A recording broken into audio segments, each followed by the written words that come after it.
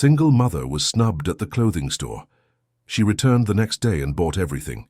Amina held her son's hand tightly while feeling the judgmental stares burn her skin. The fancy boutique in downtown New York City sparkled with crystal chandeliers and impeccable display windows, but none of that mattered at that moment. She just needed a small suit for Jamal's kindergarten graduation. That's when she heard the poisonous whisper from the blonde saleswoman to her brunette colleague, not caring if Amina might hear.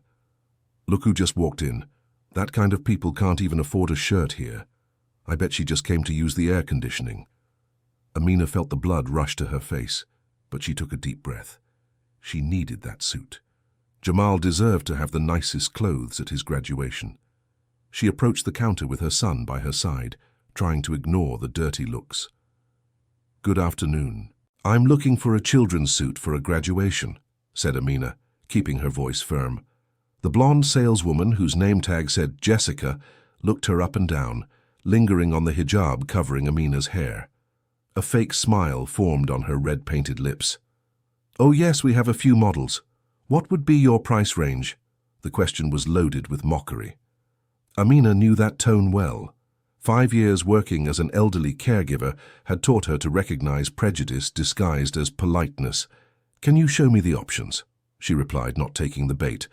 Jessica let out a theatrical sigh and pointed to a rack in the farthest corner of the store where the simplest models were. "There are a few things over there, but honestly, I think you'll find everything too expensive. There's a discount store down the street that might be more suitable for your profile." Jamal tugged on his mother's sleeve. "Mom, why is the lady being mean to us?" The boy's innocent comment echoed through the quiet store. 2 customers who were trying on dresses stopped to watch. Amina squeezed her son's hand, feeling the tears burn her eyes, but she didn't let any fall. "It's nothing, my love. Let's look at the suits." But before she could take a step, an elegant woman in her 50s approached. Her high heels clicked loudly on the marble floor. The gold name tag on her navy blue blazer said, "Manager Karen." "Can I help you?" said Karen, but her tone wasn't helpful. It was a veiled threat. "I'm looking for a suit for my son," repeated Amina, tired of explaining herself. Karen looked at Jessica, then at Amina, and finally at the boy. There was something cruel in her eyes when she spoke. "I see. Look, I don't want to be rude, but this is a high-end boutique. Our prices are quite high. Perhaps you'd be more comfortable in more democratic establishments. You know how it is. We don't want people to feel embarrassed when they see the prices." Amina felt the floor fall away beneath her feet.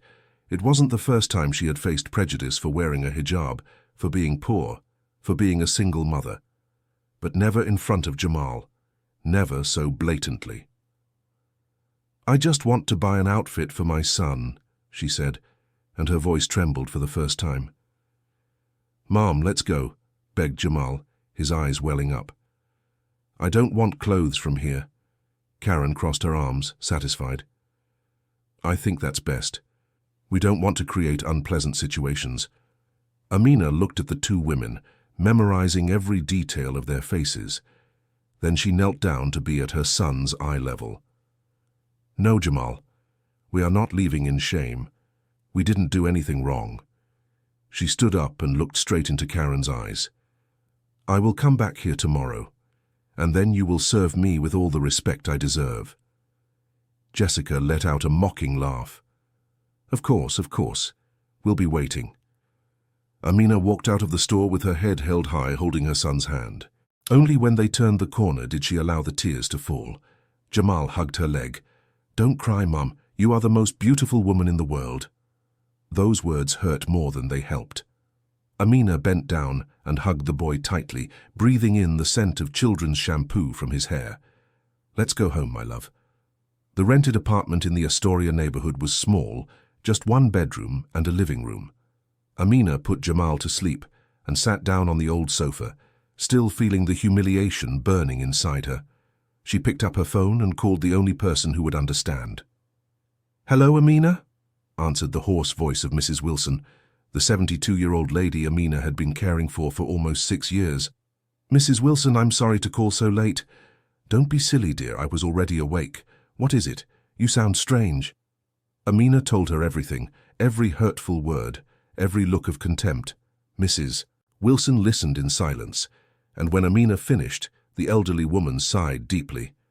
Amina, come here early tomorrow. I need to talk to you about something important. But tomorrow is my day off. I know, but it's urgent. Please come. Amina agreed, confused. Mrs. Wilson never asked her to come on her days off. Something was happening. The next morning, Amina left Jamal with her neighbor, Mrs. Johnson, a kind woman who always helped when needed. Mrs. Wilson's house was in the Upper East Side, an upscale neighborhood of New York City. Amina rang the doorbell, and Mrs. Wilson herself opened the door, which was strange. Normally, the maid answered, "Come in, dear. I sent everyone away today. We need to talk alone." Mrs. Wilson was different. There was a determination in her blue eyes that Amina hadn't seen in a long time. The elderly woman led her to the living room, where a folder of documents was on the coffee table. "Sit here, Amina." "Mrs. Wilson, you're scaring me." The elderly woman firmly held Amina's hands. "You know I have no children. My husband passed away 15 years ago, and since then I've been living alone in this house that's too big. In these 6 years that you've been taking care of me, you've become like a daughter to me." Tears began to form in Amina's eyes. "You are also very special to me, Mrs. Wilson." "I know, dear, and that's why I've made a decision. I'm moving to a retirement home." "No, wait, let me explain," she said, seeing Amina start to protest. "It's a wonderful place with other seniors, activities, doctors. Everything is already arranged. And this house, I'm going to sell it." "What?" "But Mrs. Wilson, and part of the money from the sale, a considerable amount, will be yours." Amina was paralyzed. She couldn't process what she was hearing. "What do you mean, mine?" "It's all documented here." Mrs. Wilson opened the folder and showed several papers. "My lawyer, Mr. Goldstein, has prepared everything. You will receive $200,000. The world stopped. Amina felt the room spin. 200. "Mrs. Wilson, I can't accept this." "You can, and you will. But there is a condition." Of course there was. Amina knew Mrs. Wilson well enough to know that nothing came without a purpose. "What condition?" Mrs. Wilson smiled, and there was something mischievous in that smile. "You are going to use part of that money to teach a lesson about dignity and respect. That store that humiliated you yesterday? You are going to go back there today and show those women that human worth is not measured by appearance or financial status." Amina's eyes widened. "How do you know? You told me yesterday, remember? And I thought about it all night. Amina, I've seen you be judged so many times over these years. For wearing a hijab, for being a single mother, for working as a caregiver. And you have always endured everything with dignity. But the time has come for you to not just endure, the time has come for you to act. Mrs. Wilson, I don't want revenge. It's not revenge, dear. It's justice. It's showing that prejudice has consequences. Mr. Goldstein will accompany you. He will document everything. And you're going to buy whatever you want in that store, not because you need to, but because you can. Because you deserve to be treated with respect. Dear listener, if you're enjoying the story, please take a moment to like and especially to subscribe to the channel. It's a great help for us who are just starting out, now continuing. Amina looked at the documents, then at Mrs. Wilson. The elderly woman was right. It wasn't about the money, it was about dignity. All right, I'll do it. 2 hours later, Amina was in front of the same boutique, but this time accompanied by Mr. Goldstein, a man in his mid-60s, in an impeccable grey suit and carrying a leather briefcase. The lawyer had explained everything on the way. You buy whatever you want. I will just observe and document. If there is any kind of discrimination again, we have grounds for a lawsuit. Amina took a deep breath and pushed the glass door. The bell rang, announcing her entry. Jessica was at the counter, and when she saw Amina, her face twisted with disdain. "Oh, you're back? I thought I made it clear yesterday that—" But she stopped when she saw Mr. Goldstein entering behind Amina. The man had that presence that only those who move in powerful circles possess. Karen came running from a back room. "Good afternoon. How can I help you?" she said, her tone completely different from the day before, entirely focused on Mr. Goldstein. "I've come to do some shopping," said Amina, keeping her voice firm. Jessica and Karen exchanged confused looks. Mr. Goldstein sat in a nearby armchair, opened his briefcase, and took out a notepad. "I'm accompanying the client," was all he said. Amina walked through the store looking at the items. She picked up the suit she had come to buy the day before, a beautiful navy blue set. Then she chose a white button-down shirt, a red bow tie, and a pair of leather shoes. "I'll take these for my son," she said, placing everything on the counter. Jessica looked at Karen, unsure how to react. Karen forced a smile. "Excellent choice. Anything else?" Amina looked around. She saw an emerald green dress in the window display. Elegant, the kind she had always admired, but never had the courage to try on. "I want to try on that dress." "The green one?" Jessica couldn't hide her surprise. "That one is very expensive. I didn't ask the price." Amina cut her off. "I asked if I can try it on." Mr. Goldstein looked up from his notepad, staring intently at Jessica. The saleswoman swallowed hard. Of course. I'll get it for you." While Jessica went to the display window, Karen approached Amina, trying to be friendly. "So yesterday must have been a misunderstanding. Sometimes we have bad days, and—" "It wasn't a bad day," Amina interrupted. "It was prejudice, pure and simple." Karen's smile froze. Jessica returned with the dress, her hands trembling slightly. "The fitting room is this way." Amina took the dress and went to the fitting room. When she closed the curtain, she allowed herself a moment of vulnerability. She looked at herself in the mirror, still in her simple clothes, the black hijab framing her face. How many times had she been judged? How many times had she been told she didn't belong in certain places? She took off her clothes and put on the green dress. The fabric was soft. It fell perfectly on her body. Amina looked at herself in the mirror and almost didn't recognize herself. She was beautiful. She always had been, but no one had ever made her feel that way. She stepped out of the fitting room. Mr. Goldstein looked up and smiled, approving. Jessica and Karen were speechless. "I'll take it," said Amina. "That's $4,500, said Jessica, as if expecting Amina to change her mind. "That's fine. Add it to my son's outfit." Karen panicked internally. She realized she had made a terrible mistake. That woman had money. And worse, she had a lawyer there documenting everything. "Ma'am, about yesterday. I am truly sorry. It was a misunderstanding." "It wasn't a misunderstanding," Amina repeated. "You judged me by my appearance, by my hijab, by my simple clothes. And you said I didn't belong here. Mr. Goldstein wrote down every word." Karen turned pale. We can offer a discount, a gesture of goodwill." "I don't want a discount," said Amina. "I want to pay the full price. I can pay, I always could. But yesterday you didn't give me a chance." While Jessica nervously wrapped the purchases with trembling hands, the boutique door opened. An elegant lady of about 70 entered, leaning on a cane. When she saw Amina, her face lit up. "Amina!"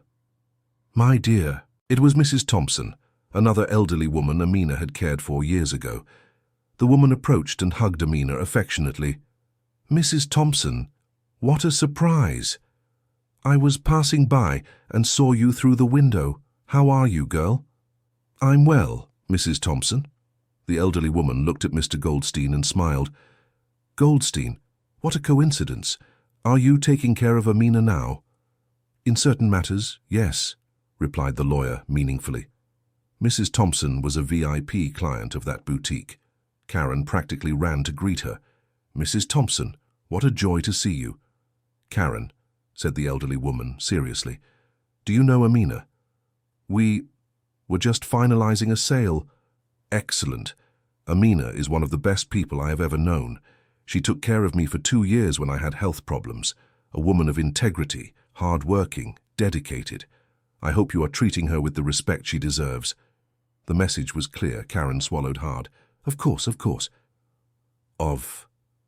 You always receive our best service." But Mrs. Thompson was no fool. She knew that false tone well. "Karen, Mr. Reynolds, the owner of this boutique, is my nephew." I think I'm going to have a conversation with him about customer service standards." Karen turned ashen. Jessica looked like she was about to faint. Amina watched everything in silence, feeling no pleasure in their humiliation, but feeling, for the first time, that her dignity was being recognized. "Mrs. Thompson, you don't need to," said Amina. "I just came to do my shopping. My dear, you are too kind, but some lessons need to be learned." Mrs. Thompson said goodbye with a hug and left, leaving a heavy silence in the store. Amina paid for the purchases, using the card that Mr. Goldstein had arranged with the money from the account. It was more than $5,000 in total. As she was leaving, Karen called to her. "Please, don't tell Mr. Reynolds about yesterday." Amina stopped at the door and turned around. "I'm not going to say anything, but you need to understand one thing. Every person who comes in here deserves respect.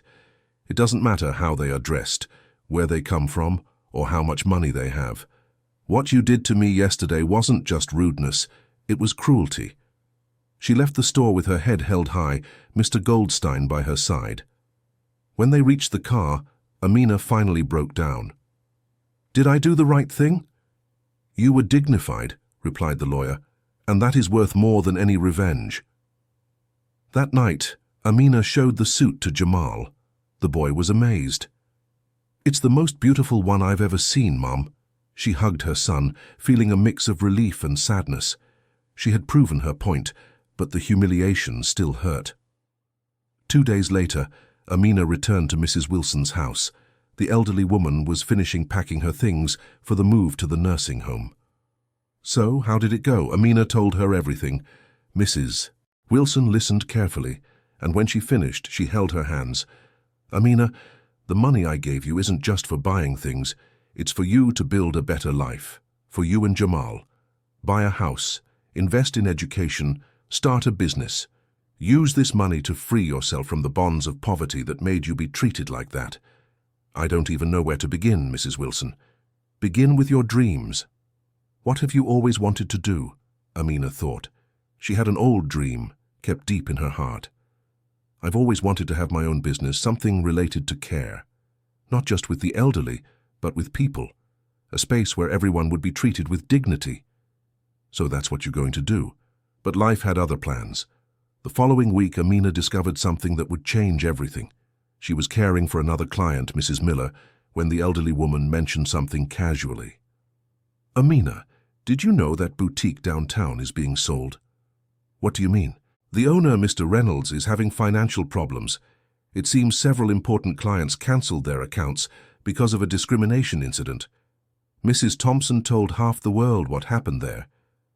Amina felt a tightness in her chest. This wasn't what she wanted.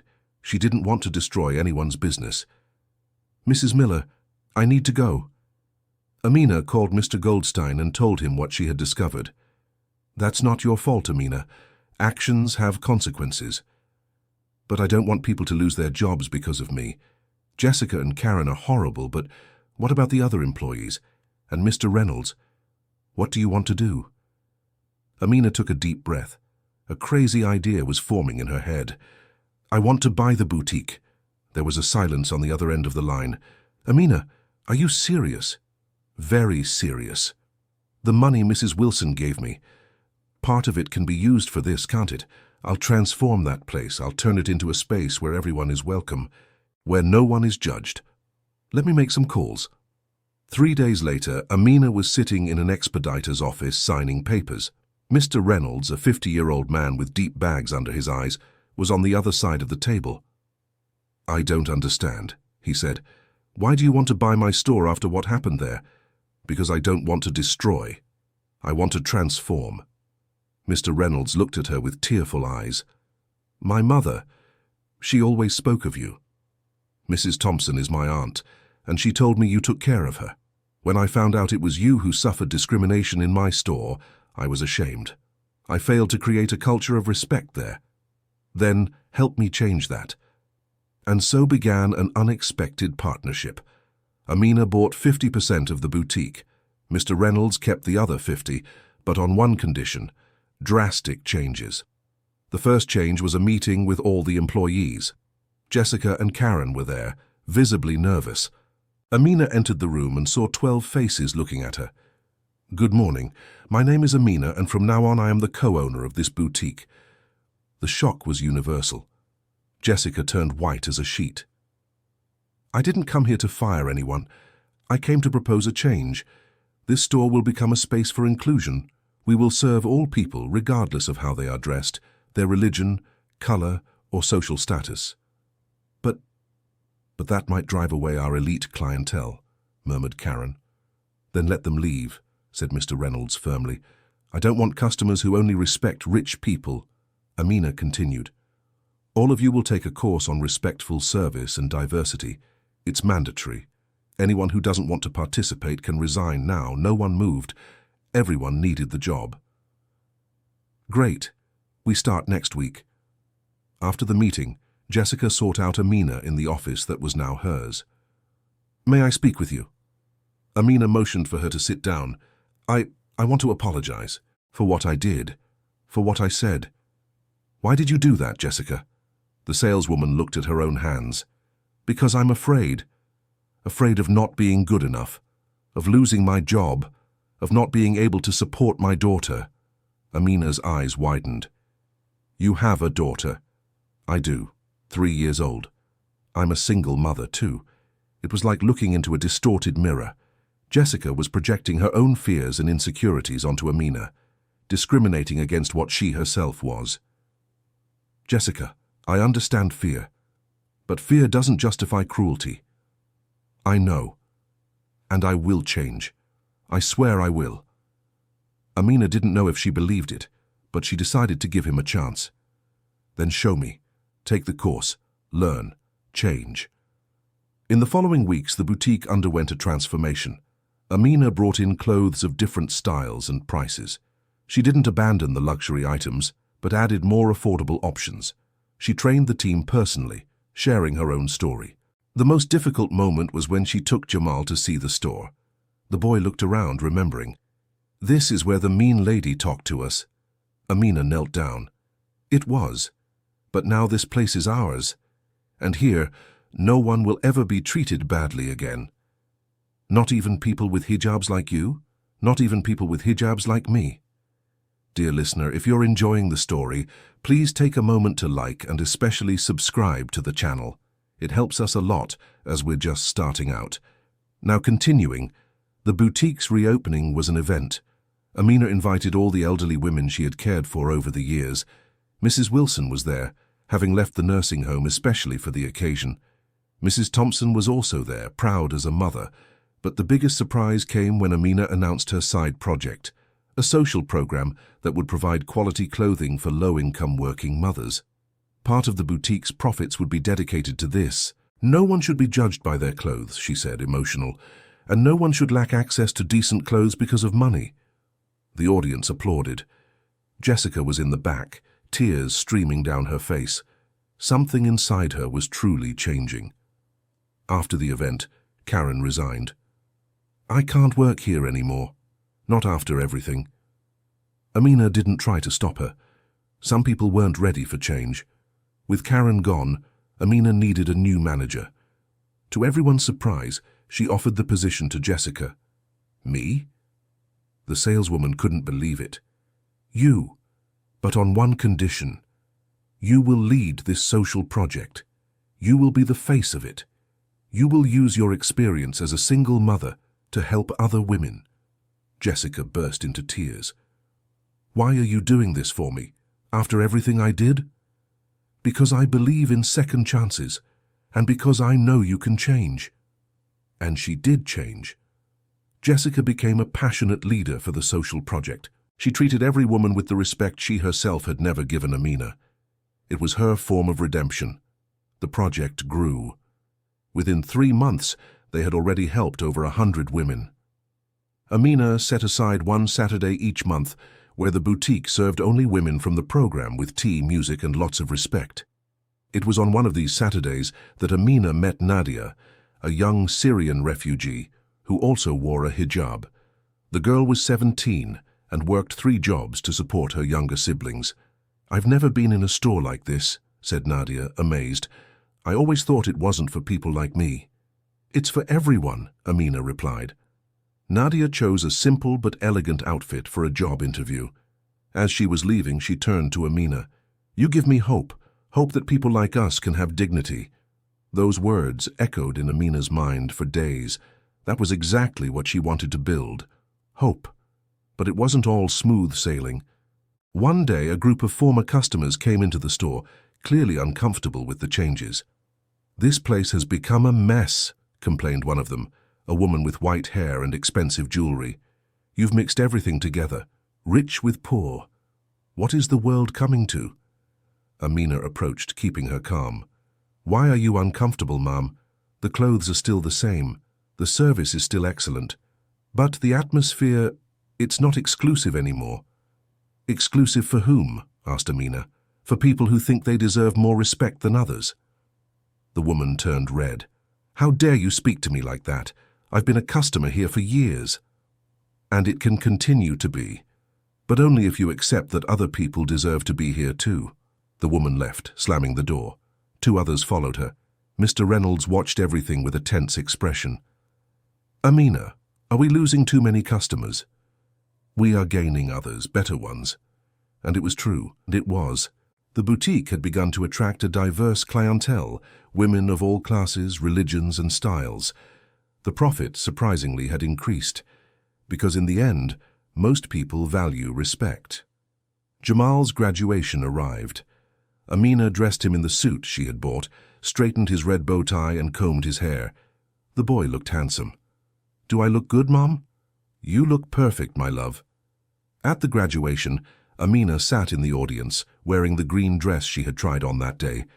Next to her was Mrs. Wilson, who had insisted on coming. You look beautiful, dear, said the elderly woman. Thank you, for everything. When Jamal went on stage to receive his diploma, Amina felt tears streaming down her face. They had been through so much. Humiliation, pain, fear, but also transformation, growth, hope. After the graduation, there was a reception. Jamal's teacher approached Amina. Your son always speaks of you with such pride. He says his mother is the strongest woman in the world. I just do what needs to be done. No, ma'am, you do much more than that. You teach dignity. That night, lying next to a sleeping Jamal, Amina reflected on everything. 6 months ago, she had been humiliated in a boutique. Today, she owned it. She had transformed a place of prejudice into a space of inclusion. But her story was far from over. A phone call would change everything again. It was Mrs. Wilson. Amina, I need to tell you something. Something I've been hiding. Amina's heart raced. What is it, Mrs. Wilson? I didn't move to the nursing home. What do you mean? It was all an act. To give you the money. To give you the opportunity to change your life. Amina was in shock. But the sale of the house. I didn't sell anything. I'm right here. Alone and bored. But here. Mrs. Wilson. Why? Because you deserved it, Amina. You deserved the chance. You deserve to see that you are capable. And look at all you've built. A renovated boutique, a social project, a new life. You did all that. Amina didn't know whether to laugh or cry. But the money, how did you get it? Savings from a whole lifetime, and it was worth every penny.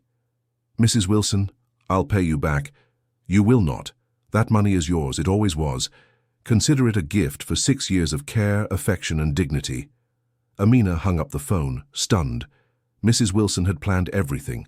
The inheritance, the lawyer, even the right moment to tell the truth, all to give Amina the opportunity to rise up. The next day, Amina went to visit Mrs. Wilson. The house was exactly as it had always been. The elderly woman greeted her with a mischievous smile. Are you angry with me? Amina hugged her tightly. How could I be angry? You changed my life. You changed your own life, dear. I just gave the push. They talked for hours. Mrs. Wilson told her how she had planned everything with Mr. Goldstein, how she had made sure Amina would use the money wisely. I knew you wouldn't waste it. You have too good a heart for that. And now? Are you going to stay here alone? Mrs. Wilson gave an enigmatic smile. Actually, I was thinking of something. How about you and Jamal come live here with me? This house is too big for one person, and I would love the company. Amina hesitated. It was too much generosity. Mrs. Wilson, it's not a favor. It's pure selfishness. I'm old and alone. I want laughter in this house. I want to see Jamal grow up. I want to be part of a family again. And so, Amina and Jamal moved into Mrs. Wilson's house, not as an employee and employer, but as family. Jamal got a huge room, full of toys that Mrs. Wilson made a point of buying. Amina gained peace and security. The boutique kept growing. Jessica had become not just a manager, but a true friend. She organized a special event, a fashion show with women from the social project as models. Amina, I want to show the world that beauty has no social class, said Jessica. The fashion show was a success. Women of all ages, sizes, and backgrounds modeled the boutique's clothes. Among them was Nadia, the young Syrian woman who had gotten the job and was now studying fashion at night. The local press covered the event. A reporter interviewed Amina. How did the idea for this inclusive boutique come about? Amina smiled. It wasn't an idea. It was a necessity. I was humiliated in a store, and I decided that no one else would go through that in my space. The story made waves. Other stores began to follow the example. The inclusive fashion movement began to grow in New York City. But with fame came challenges. One day a man entered the boutique. He was tall, well-dressed, with a stern expression. I want to speak to the owner, Amina introduced herself. That's me. My name is Richard Parker. I own a chain of department stores. I want to buy your boutique. It's not for sale. I'll offer $1 million. Amina didn't even blink. It's not for sale. The man seemed surprised. $2 million. Mr. Parker, you didn't understand. This boutique isn't about money. It's about purpose. Everything is about money, ma'am. For you, perhaps. For me, it's not. The man left angrily. But he came back a week later. This time he was different. Can I make a different proposal? A partnership. I want you to implement your model in my stores. Inclusive service, respect, diversity. You coordinate, I finance. Amina was tempted. It was a chance to multiply the impact, but she was afraid of losing control, of everything becoming just marketing. I need to think. She talked with Mrs. Wilson, with Mr. Reynolds, with Jessica. Each had an opinion. You could change the entire retail industry, Amina, said Mrs. Wilson. Imagine the impact. But what if it's just a facade? What if they use my story just to make a profit? Then you make sure in the contract that it won't be, suggested Mr. Reynolds. Demand real participation in the decisions. Mr. Goldstein drafted a strict contract. Amina would have total autonomy over the inclusion policies. Richard Parker accepted all the terms. The partnership began. Within 6 months, 10 stores in the chain had adopted the inclusive model, trained staff, implemented social projects, guaranteed respectful service. Amina traveled around New York City supervising each store. She saw the transformation happen. She saw arrogant saleswomen become empathetic. She saw prejudiced customers learn respect. But not everything was a victory. In one of the stores, a manager refused to follow the new rules. I'm not going to serve people from the projects here, she said defiantly. Amina didn't hesitate. Then you're fired. The manager laughed. You can't fire me. I've worked here for 15 years. I can, and I just did, mister. Parker gave me full authority, and prejudice has no place in this company. The manager left furious, but her firing served as an example. The other branches understood that the change was serious. Dear listener, if you're enjoying the story, please take a moment to like and especially subscribe to the channel. It really helps us who are just starting out, now continuing. 1 year after the incident at the boutique, Amina was invited to give a lecture at a university. The theme, Dignity and Social Entrepreneurship. She stepped onto the stage nervously. Hundreds of young people looked at her. My name is Amina. A year ago, I was humiliated in a clothing store for wearing a hijab and looking poor. Today, I own that store and much more. She told the whole story.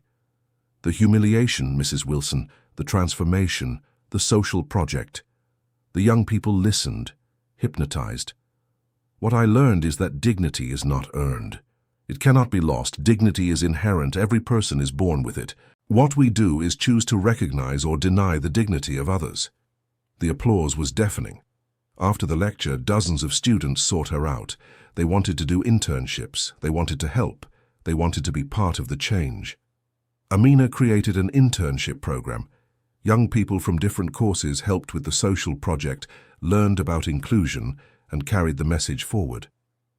Among the interns was Tamika, a fashion student who had a similar story.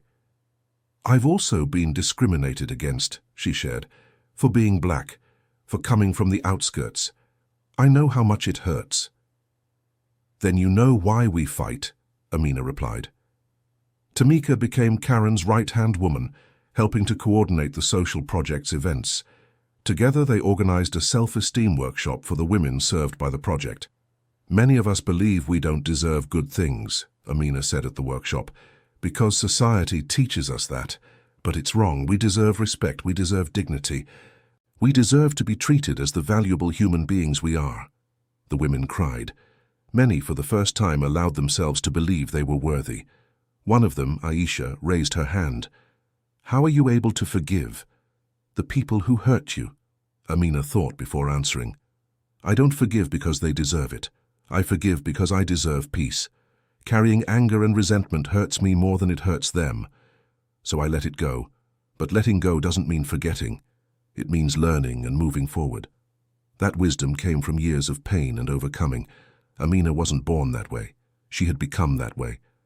At home that night, Jamal asked her, "Mom, why are some people mean?" Amina pulled him close. "It's not that they are mean, my love. It's that they are afraid of not being good enough. So they try to make others feel small to make themselves feel big." "And what do we do with those people?" "We show them that they don't need to be afraid, that there is room for everyone to be great." Jamal nodded, still processing. "I want to be like you when I grow up, Mom. Strong and kind." Amina kissed his forehead, her heart overflowing. Months passed. The social project had already helped more than 1,000 women. The original boutique was a benchmark for inclusive service. The partnership with Richard Parker was expanding to other states. But Amina felt something was missing, something bigger. It was Mrs. Wilson who planted the seed. "Amina, what if you created a school of service and respect, to train professionals from all areas of commerce?" The idea was brilliant. Amina spoke with Mr. Goldstein, with Mr. Reynolds, with Richard Parker. They all supported it. The Dignity Academy was born. A free 3-month course that taught salespeople, managers, and business owners about respectful service, diversity, and inclusion. The first class had 50 students. Among them, to Amina's surprise, was Karen, the former manager who had been so cruel. I want to learn," said Karen, ashamed. "I want to be better." Amina accepted. Everyone deserved a chance to change. During the course, Karen was the most dedicated student. She did all the assignments, participated in all the debates, questioned her own prejudices. "I spent years being cruel," she confessed in one class, "because I thought it made me powerful, but it only made me empty." The course transformed lives. Arrogant salespeople became empathetic. Authoritarian managers learned about servant leadership. Greedy business owners discovered that profit and dignity could coexist. The graduation ceremony for the first class was emotional. Karen graduated with honors. Amina hugged her. "I am proud of you. You gave me a second chance when I didn't deserve one." Everyone deserves a second chance. What we do with her is what defines who we are. Karen started working at the academy, helping to train new classes. Her transformation was living proof that people could change. 2 years after the initial humiliation, Amina was at an award ceremony. The boutique had won the award for Best Inclusive Practice in New York City. On stage, holding the trophy, she looked out at the audience. She saw Mrs. Wilson in the front row, Jamal beside her. She saw Jessica, Tamika, Mr. Reynolds, Mr. Goldstein. She saw Karen, Nadia, all the women who had been touched by the project. "This award isn't mine," she said. It belongs to every woman who was humiliated and got back up, to every person who chose dignity over revenge, to everyone who believes we can build a more respectful world." The applause filled the hall. But for Amina, the real prize was somewhere else. It was in Jamal's eyes when he said with pride that he was her son. It was in Mrs. Wilson's hug, she who had risked everything to give her a chance. It was in the transformation of Jessica and Karen, proof that people could change. It was in every woman who walked into the boutique and was treated with respect for the first time. That night at home, Amina looked at herself in the mirror. She still wore her hijab. Her face was still marked by years of hard work, but there was something different in her eyes. It was confidence, it was peace. It was the certainty that she had dignity, always had, and no one could ever take that away from her again. Jamal appeared in the bedroom doorway. "Mom, tell me a story?" Amina smiled. "Which story do you want to hear?" "The story of the strongest woman in the world." "Oh, I know that one well." She picked her son up and began, "Once upon a time, there was a woman who was humiliated in a store. But instead of letting it destroy her, she picked herself up. She took her pain and turned it into purpose.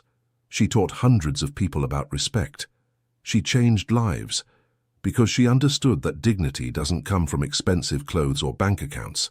It comes from within, and when we recognize our own dignity, we can see the dignity in others too." "And how does that story end?" asked Jamal, sleepy. Amina kissed his forehead. "The ending is that the woman discovered that the best revenge is to live well. It's to hold your head high, it's to turn poison into medicine, and so she lived happily, not because everything became perfect, but because she learned to see beauty in her own journey." Jamal fell asleep in her arms. Amina put him to bed and watched him for a moment. Everything she had fought for, all the suffering she had endured, was worth it. For him, for all the women who would come after, for a slightly more dignified world. The next day, Amina woke up with a new idea. The Dignity Academy needed to expand, not just for salespeople, but for schools, companies, entire communities. She called Richard Parker. "I have a proposal. I'm listening. What if we brought the academy into schools? What if we taught children about respect and dignity from an early age?" There was a pause. "Amina, you're thinking about changing an entire generation. I'm thinking about changing the world, little by little, one child at a time." "I'm in." The School of Dignity project was born. Amina and her team created a curriculum adapted for children. Jamal was the inspiration. Many of the lessons came from conversations she had with him. The first school to receive the project was Jamal's. Amina taught the first class personally. "Children, has anyone here ever been treated badly because of how you look?" Several hands went up. Amina felt her heart tighten. So young, and already knowing prejudice. "And how did that make you feel?" "Sad," said a little girl. "Angry," added a boy. "Small," whispered another. "That's right. And do you know what we can do so no one else feels that way?" "Be kind," shouted Jamal, proud of his mother. "That's exactly right. Be kind. Treat everyone with respect. Because every person is important. Every person has dignity." The children absorbed every word. Amina saw in their eyes the seed of change being planted. The project spread. In 6 months, 20 schools had the curriculum. Children learning about respect, empathy, inclusion. It was real change happening. But as in every journey, there were obstacles. Some parents complained. "Why is my son learning about hijab in school?" questioned a father at a meeting.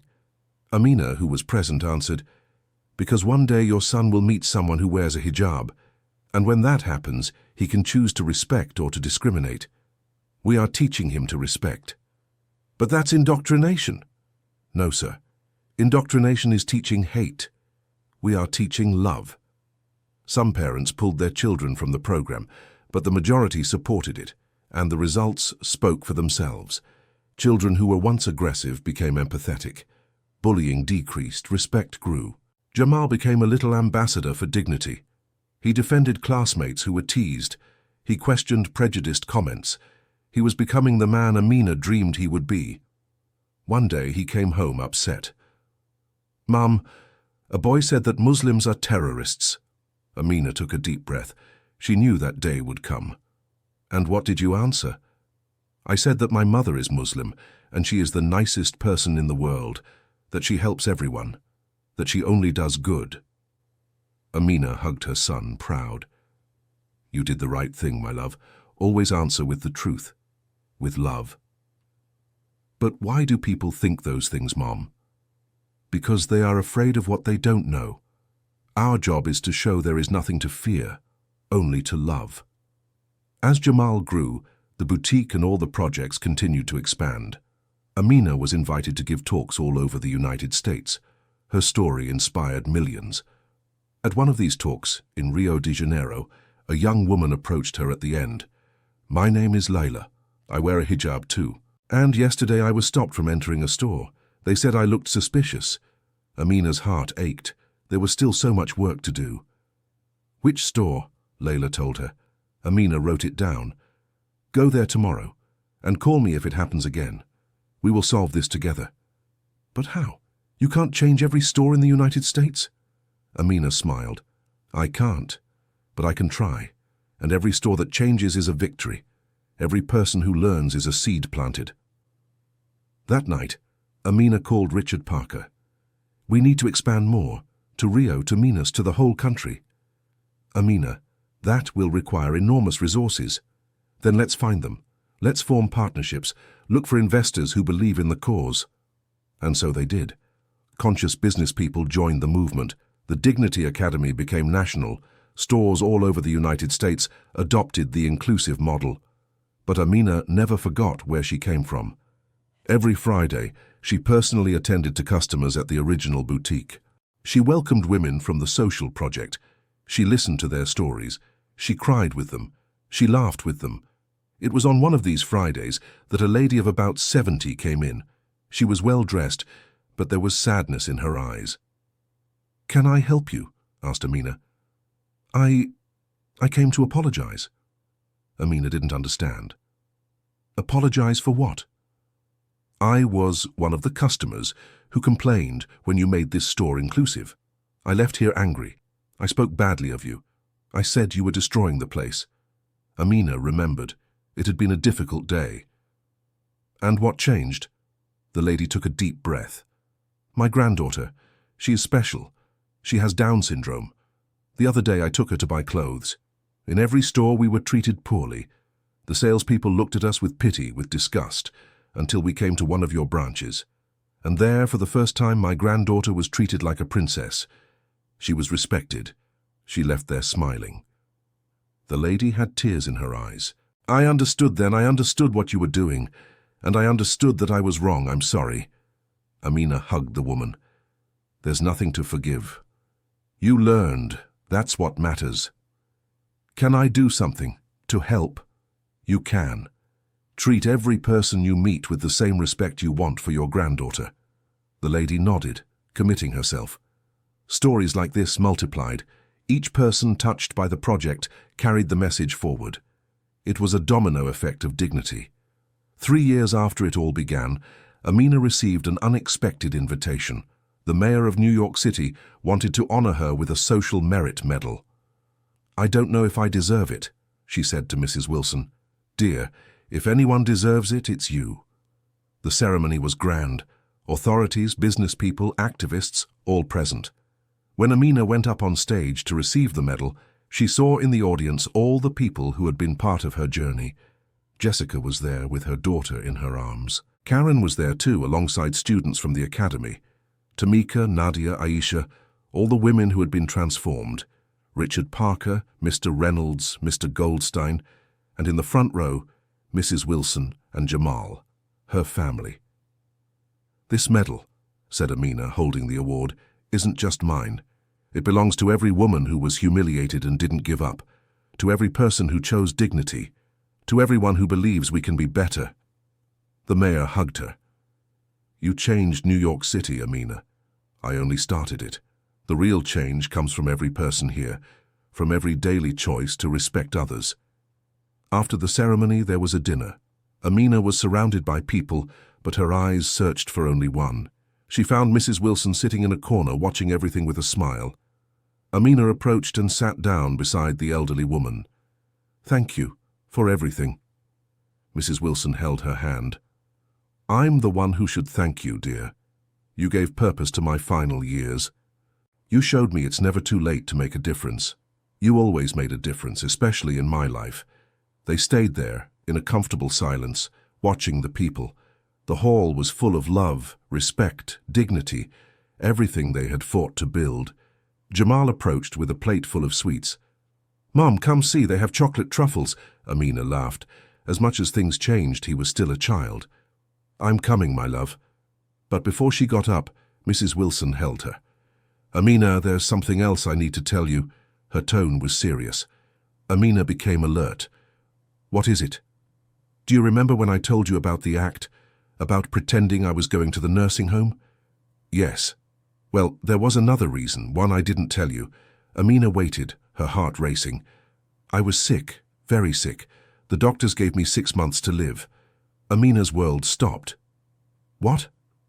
"That was 3 years ago. And I'm still here. You know why? Because you gave me a reason to fight. Watching you grow, watching Jamal grow, seeing all this happen, that kept me alive." Tears streamed down Amina's face. "Mrs. Wilson, don't cry, dear. I'm telling you because I want you to know the power you have. You didn't just change lives. You saved mine. You gave me hope when the doctors took it away. You gave me joy when I only had despair." Amina hugged the elderly woman, unable to speak. How much they had been through together. How much they still had to live. "I love you, Mrs. Wilson, as if you were my mother. I love you too, my daughter, because that's what you are. My daughter of the heart." That night, driving home, Amina reflected on the 3 years. It had started with humiliation and pain, but it had transformed into something beautiful, into purpose, into real change. In the car, Jamal slept in the back seat, Mrs. Wilson beside her in the passenger seat. Her 2 reasons to fight. "Mom," murmured Jamal, half asleep, "I'm proud of you." Amina smiled, tears in her eyes. "I'm proud of me too, my love." And for the first time in her life it was true. She was proud of everything she had built, of everything she had overcome, of who she had become. The following days were filled with a lot of work. New projects were constantly emerging. A tech company wanted to create a Dignity Academy app. A publishing house wanted to publish her biography. A production company wanted to make a documentary. Amina accepted the documentary. She wanted her story to reach even more people. Filming began. The director, a young man named Paul, followed Amina everywhere. "I want to capture not just the story, but the essence," he said, "who you really are." They filmed at the boutique, at the academy, at the schools. They interviewed Mrs. Wilson, Jamal, Jessica, Karen, everyone who was part of the journey. The most emotional scene was when they returned to the boutique and recreated the day of the humiliation. Jessica, 3 years later, replayed her role as the villain, but this time with tears of regret. "I don't recognize the person I was," she said to the camera. "Amina showed me that we can change, that it's never too late to be better." The documentary premiered 6 months later, packed movie theaters. At the end, there wasn't a dry eye in the house. Amina's story touched millions. With the buzz, international invitations began to arrive. They wanted her to bring the Dignity Academy to other countries. Amina hesitated. Traveling meant being away from Jamal, from Mrs. Wilson. "Mom, you have to go," said Jamal, now 8 years old. "You need to help other people. I'll be fine here with Grandma Helena." Grandma Helena. When Jamal had started calling Mrs. Wilson that, the elderly woman had cried with happiness. "Are you sure, my love?" "I am. You always taught me to help others. Now it's your turn to help the world." With a heavy heart, Amina accepted the first invitation, Canada. There, the Muslim community also suffered discrimination. She could make a difference. The trip was intense. Lectures, workshops, meetings. Amina planted seeds in Canadian soil. When she returned 2 weeks later, she had established partnerships to bring the academy to Toronto. Jamal greeted her at the airport with a sign, "Welcome home, hero mum." Amina hugged him tight, feeling an ache of missing him. "I'll never stay away from you for so long again." But you had to go, Mom. You're changing the world. In the following months, balancing travel and family, Amina expanded the project to Australia, New Zealand, Ireland. Latin America embraced the message of dignity. In each country, the story repeated itself. Discriminated women finding their voice, salespeople learning respect, change happening. But amid all the success, Amina never forgot the origin. Every month, without fail, she organized a meeting with the first women from the social project. "You are the root," she said. "It all started to help you, and you helped me so much more." Aisha, one of the first women helped, had opened her own clothing workshop. Nadia was graduating from fashion design school. Each one had her own story of overcoming. "Amina, you gave us more than clothes," said Aisha. "You gave us self-esteem. You taught us that we deserve good things." 4 years after the initial humiliation, the original boutique was designated as a cultural heritage site of New York City. Not for its architecture, but for its meaning. It was a symbol of transformation and dignity. At the designation ceremony, the mayor gave a speech. "This place represents the best of New York City, the ability to turn pain into hope, prejudice into inclusion. It's a reminder that we can be better." Amina looked at the boutique. The walls that had witnessed her humiliation were now a symbol of change. It was poetic. That night, after everyone had left, she stayed there alone. She walked through the aisles, touched the clothing racks, sat in the same spot where she had been scorned. "Thank you," she whispered, not really knowing to whom. To God, to the universe, to life. Jamal came in, having slipped away from Mrs. Wilson's watch. "Mom, what are you doing here all alone?" "Remembering, my love." "The bad day?" "It wasn't a bad day. It was the beginning of something good. I just didn't know it yet." Jamal sat down beside her. "You know, Mom, at school the teacher asked us to write about our hero. I wrote about you." "Oh, really? And what did you write?" "That my mother is strong not because she never falls, but because she always gets back up." Amina hugged her son, her heart overflowing with love. "Where did you learn that?" "From you." 5 years after it all began, Amina received the most special invitation. The UN wanted her to speak about dignity and inclusion at an international conference. It was the ultimate recognition. Her message would reach world leaders. The preparation was intense. She wrote and rewrote the speech dozens of times. She wanted every word to count. On the day of the conference in New York City, Amina stepped onto the UN stage. Representatives from every continent looked at her. "My name is Amina. 5 years ago, I was humiliated in a clothing store in New York City, United States. Today, I am here at the United Nations speaking to you about dignity." She told her story, every detail, the pain, the overcoming, the transformation. She spoke about Mrs. Wilson, about Jessica, about all the women who had been touched.